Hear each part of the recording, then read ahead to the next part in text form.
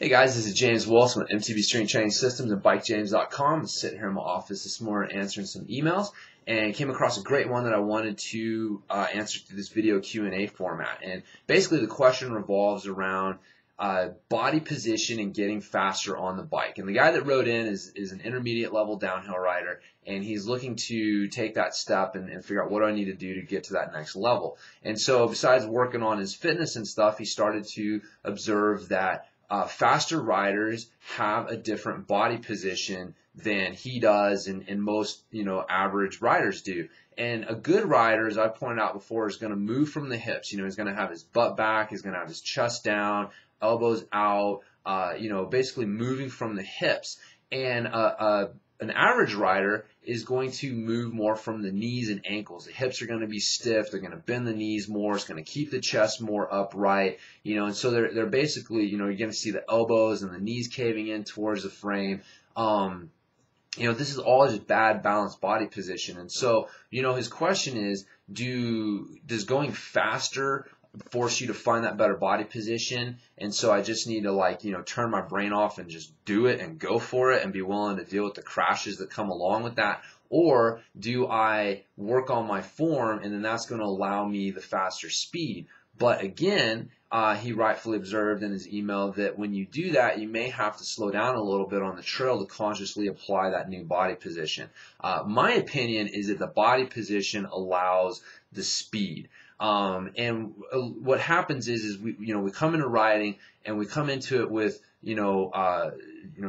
basic mobility levels and strength to weight ratios and body awareness and stuff like that. And really what we're doing is applying that to the bike. And so when we say someone's a natural rider or a good rider, what we're really saying is that they have better strength to weight ratio, they've got better mobility, they've got better body awareness than we do. And these are all things that you can train and improve. In fact, I've been accused of being a natural rider, which cracks me up, because if you had seen me crash off of a curb when I first started riding my bike, it would be the last thing that you would have thought I would have been accused of in 10 years. But anyways, the point is you can train and close those gaps, and there's better ways to do it than just crashing. In fact, in my opinion, my observations, I've seen very few riders who just continue to pin it, who actually break through to that next level. Because what they end up doing is actually ingraining bad habits, and they start riding scared and stiff because they're crashing so much. And so it doesn't allow them to mentally change anything. So basically my blueprint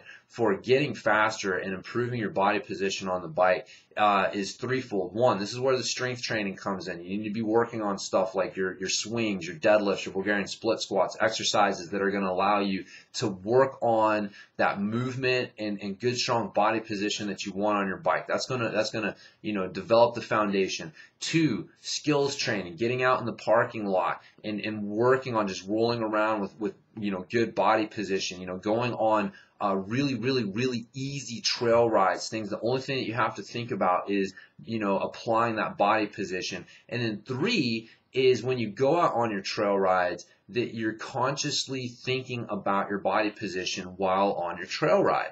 And yes, you're going to have to slow down a little bit, but if you do the first two things, you're going to minimize that, what's called the dip. And the dip is, a performance decrease that comes along with any major change or overhaul to your technique. And this is extremely common in sports, and the best athletes in the world can mentally deal with the dip. Whereas average athletes and most people kind of fall in this category, their ego can't take the hit. And so they'd rather stick their head back in the sand and just keep doing things the way that they've always done it and protect their ego, rather than admit to themselves, hey, on some level I suck and I need to get better. And so that's the dip, and that's really what holds a lot of riders back, is that just unwillingness to deal with the dip and take a half step back and fix the fundamental things that are holding them back from advancing to the next level. So that's basically my opinion on this, is that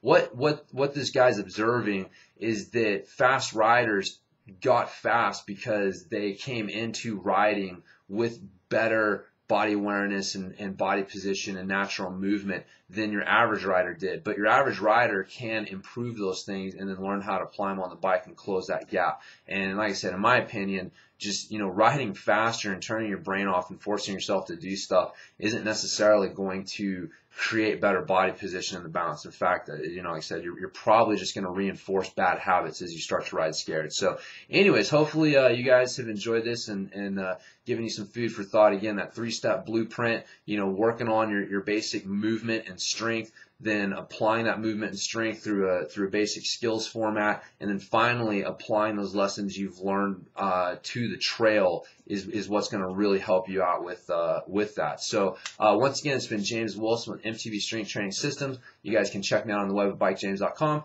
and I'll talk to you guys in the next video Q&A.